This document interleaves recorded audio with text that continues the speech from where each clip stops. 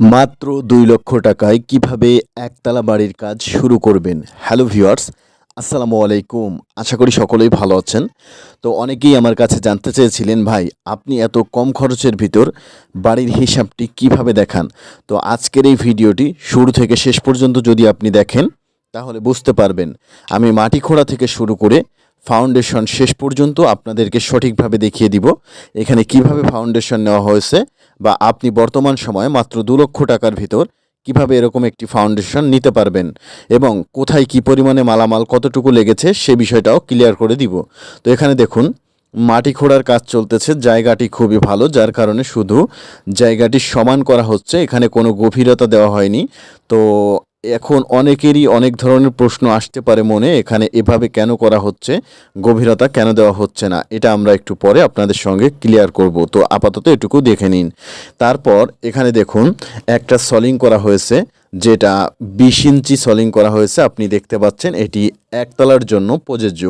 যারা অল্প খরচের ভিতর ব্রিক ফাউন্ডেশনের একতলা বাড়ি করতে চান তারা এই ভিডিওটি দেখলে ইনশাল্লাহ আশা করা যায় উপকৃত হতে পারবেন এবং আপনি অল্প বাজেটের ভিতর আপনার স্বপ্নের বাড়িটি নির্মাণ করতে পারবেন। এখানে দেখুন সলিংটি কিভাবে করা হয়েছে। আপনি সলিং যে কোনোভাবেই করতে পারেন। এখানে এভাবে করা হয়েছে তার মানে এভাবেই আপনাকে করতে হবে না। প্রথমত আপনাকে মাটিটা কাটার পর জায়গাটি লেবেল করে সমানভাবে একটি ২০ ইঞ্চি সলিং করতে হবে, আপনি যেভাবেই করেন। এই ২০ ইঞ্চি সলিংয়ের উপর আপনাকে রড বাঁধতে হবে। তো এটা আপনি মিনিমাম কিভাবে করতে পারেন, এখানে দেখুন ৩ পিস ২০ ইঞ্চি জায়গায় রড দেওয়া হয়েছে এবং এখানে যে রডটা আপনি দেখতে পাচ্ছেন এটা প্রতি ১০ ইঞ্চি পরপর বাঁধা হয়েছে বাইন্ডারের রড। আপনি চাইলে এর থেকে ঘনত্ব দিতে পারেন। আর এখানে ৮ মিলি রড ইউজ করা হয়েছে। এটা করার কারণ হচ্ছে টোটাল স্ট্রাকচারটাকে একটি বন্ডিংয়ের মাধ্যমে রাখার জন্য এটাকে ৮ মিলি রড ইউজ করা হয়েছে। যেহেতু এখানে মাটির সঙ্গে সাপোর্ট থাকবে এই জন্য মোটা রড দেওয়া হয়নি, তবে আপনি চাইলে দিতে পারেন। এটা হচ্ছে মিনিমাম রিকোয়ারমেন্ট। আপনি ৮ মিলি রড দিয়ে ১০ ইঞ্চি বাইন্ডিংয়ের রড ১০ ইঞ্চি দূরত্ব দিয়ে আর এখানে ৩টা আপনি লং রড দিয়ে করতে পারবেন।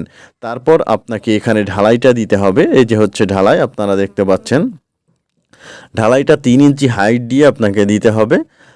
যেটা ৩ ইঞ্চি হাইট দেওয়ার পর তারপর পুরা জায়গাটা একদিন অফ রাখতে হবে ঢালাই দেওয়ার পর। তারপর আপনি কিভাবে গাঁথনিটা শুরু করবেন এবং কত ইঞ্চি গাঁথনি দিবেন সেইটাও দেখতে পারবেন এখন। তো এখনও পর্যন্ত ভিডিওটি যদি আপনার কাছে ভালো লেগে থাকে তাহলে ভিডিওতে একটি লাইক দিয়ে চ্যানেলটি সাবস্ক্রাইব করে নিতে পারেন। এটা করতে কিন্তু কোনো টাকা পয়সা লাগে না। এতে করে আপনি যদি লাইক করেন তাহলে এরকম তথ্যবহুল ভিডিও আপনার জন্য প্রতিনিয়ত আসতে থাকবে। কিভাবে অল্প খরচে আপনি কাজ করতে পারবেন এই সম্পর্কে আপনাদেরকে সম্পূর্ণ ডিটেলসে সঠিক ধারণা দেওয়া হবে, কারণ এর একটা ভিডিও করতে অনেক মেহনত হয়। এজন্য ভিডিওতে একটি করে লাইক করবেন। তো চলুন এখন আমরা দেখে নিই তারপর এখানে ঢালাইয়ের উপর কিভাবে গাঁথনির কাজটি করা হয়েছে। ঢালাইয়ের উপর এখানে দেখুন একটি ১৫ ইঞ্চি ইটের সলিং করা হয়েছে, যেটা আপনি এভাবেই করতে পারবেন একতলার জন্য। এখানে দেখুন আপনি এখানে যেভাবেই আপনাকে দেখানো হয়েছে সেম এভাবেই ফলো করতে হবে, কিন্তু এখানে ১৫ ইঞ্চি গাঁথনিটা যেভাবে লেয়ারটা বসানো হয়েছে এইভাবে আপনার বসানোর প্রয়োজন নেই। আপনার যেভাবে ভালো হবে, এক এক দিকের সিস্টেম এক এক রকম, তো ওইভাবে আপনি বসাতে পারবেন। কিন্তু এখানে বিষয়গুলো খেয়াল রাখতে হবে, কোথায় কিভাবে কি ব্যবহার করা হয়েছে আপনিও ঠিক সেইভাবেই ব্যবহার করবেন। কিন্তু আপনি চাইলে পজিশন চেঞ্জ করতে পারেন, কিন্তু এখানে যা ব্যবহার করা হয়েছে আপনাকে হুবহু তাই ব্যবহার করতে হবে। তো এই ১৫ ইঞ্চি ইটের সলিং পুরো জায়গায় বসিয়ে নিতে হবে মাপটা ঠিকভাবে দিয়ে। যদিও ঢালাইটা অনেক সময় একটু ১৯-২০ বা কম বেশি হয়ে থাকে, এটা মেজর প্রবলেম নয়। প্রবলেম হচ্ছে আপনাকে মাপটা ঠিক রাখতে হবে এবং ঘরে যাতে কস না থাকে সে বিষয়টা খেয়াল রাখতে হবে। তো তারপর এখানে দেখুন ১০ ইঞ্চি ১৫ ইঞ্চি ইটের উপর ১০ ইঞ্চি ইটের সলিং করা হয়েছে, যেটা আপনি চাইলে এভাবে করতে পারবেন। তো এই ১০ ইঞ্চিটা দেওয়ার পর এখানে রুমের মাপগুলো সুন্দরভাবে সব কিছু এখানে চলে আসবে। তো এভাবে যদি আপনি আপনার বাড়ির ফাউন্ডেশনটি নেন সেক্ষেত্রে কিন্তু আপনি খুবই অল্প খরচের ভিতর আপনার বাড়ির ফাউন্ডেশনটি নিতে পারবেন। তো আমরা ভিডিওর শেষের দিকে আপনাদেরকে জানাবো এখানে কত পরিমাণের মালামাল কি লেগেছে সেইটা আপনি জানতে পারবেন এই ভিডিওটি দেখার মাধ্যমে, এবং সঠিক একটি ধারণা আজকের এই ভিডিওর মাধ্যমে পাবেন যেখানে কি পরিমাণ মালামাল খরচ হয়েছে। তো এখানে দেখতে পাচ্ছেন 15 ইঞ্চি ইট এবং এর উপরে 10 ইঞ্চি ওই যে সামনের যে সাইডটা আপনারা দেখতে পাচ্ছেন ওই সাইডটা গাঁথা হয়ে গেছে এবং এখানে এই সাইডের কাজগুলো চলছে। তো ভিউয়ার্স, এখনই আমরা দেখব 10 ইঞ্চি ওয়াল তোলার পর দেখতে কেমন হয়। এখানে দেখুন 10 ইঞ্চি ওয়ালগুলো তোলা হয়ে গেছে, সামান্য কিছু জায়গা বাকি রয়েছে। তো আপনি যদি এভাবে আপনার বাড়ির কাজটি করেন সেক্ষেত্রে আপনি 2 লক্ষ টাকার ভিতরে এরকম একটি বাড়ির ফাউন্ডেশন আপনি নিতে পারবেন বিট লেভেল পর্যন্ত। তো এখানে কি পরিমাণের মালামাল কতটুকু লেগেছে এখন আপনাদেরকে সেই ধারণাটা দিব এবং এই বাড়ির ফ্লোর প্ল্যান সহ বিস্তারিত যদি আপনারা ভিডিও দেখতে চান তাহলে কমেন্ট বক্সে জানাতে পারেন। আমি ইনশাআল্লাহ অবশ্যই আপনাদেরকে সুন্দরভাবে বুঝিয়ে দিব এবং দেওয়ার চেষ্টা করব যে আপনি এখানে কিভাবে এরকম অল্প খরচের ভিতর একটি বাড়ির ফাউন্ডেশন আপনি নিতে পারবেন। তো এই ভিডিওর কমেন্টে একটি প্লেলিস্ট আপনারা দেখতে পারবেন যেখানে আপনি দেখতে পারবেন আরসিসি ফাউন্ডেশন কিভাবে করতে হয় বা কিভাবে আপনি অল্প খরচের ভিতর ব্রিক ফাউন্ডেশন নিতে পারবেন। আপনার যদি জানার ইচ্ছা থাকে আপনি ভিডিওর কমেন্ট থেকে প্লেলিস্টটি দেখে নিতে পারেন। তো এখানে দেখুন 10 ইঞ্চি গাঁথনি প্রায় সব জায়গায় তোলা হয়ে গেছে।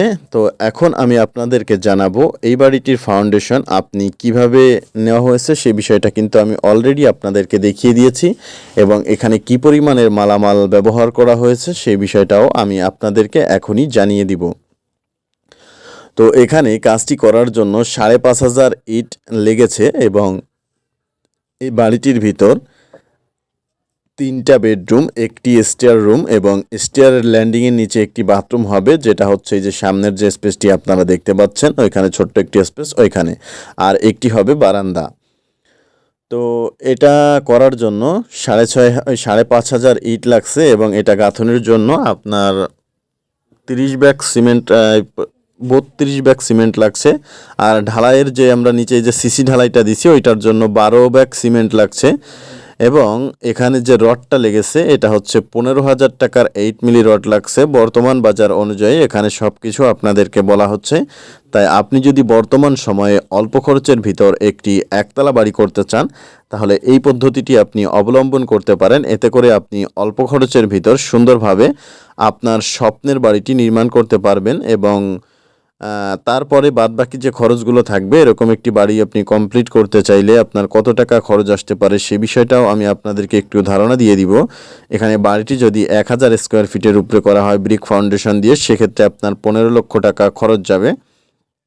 আর যদি আপনি আরসিসি ফাউন্ডেশন দিয়ে কমপ্লিট করতে চান এরকম একটি 1000 স্কোয়ার ফিটের একতলা বাড়ি সেক্ষেত্রে আপনার প্রায় 20 থেকে 22 লক্ষ টাকা খরচ হবে। আর দোতলা ফাউন্ডেশন দিলে 25 লক্ষ টাকার মতো খরচ আসবে। কিন্তু ব্রিক ফাউন্ডেশন দিয়ে পার স্কোয়ার ফিট বর্তমান সময়ে প্রায় 1500 টাকার মতো পড়বে। এতে করে আশা করা যায় আপনি 15 লক্ষ টাকার ভিতর 1000 স্কোয়ার ফিটের একটি ব্রিক ফাউন্ডেশনের একতলা বাড়ি নির্মাণ করতে পারবেন। এবং অনেকেই চান বাড়ির কাজটি আস্তে আস্তে করতে, তারা চাইলে এভাবে করতে পারেন। 2 লক্ষ টাকার ভিতরে এই কাজটা আপনি ফ্লোর বা বিট লেভেল পর্যন্ত করতে পারবেন। তো সবাই ভালো থাকবেন এবং চ্যানেলটিকে সাবস্ক্রাইব করে রাখবেন।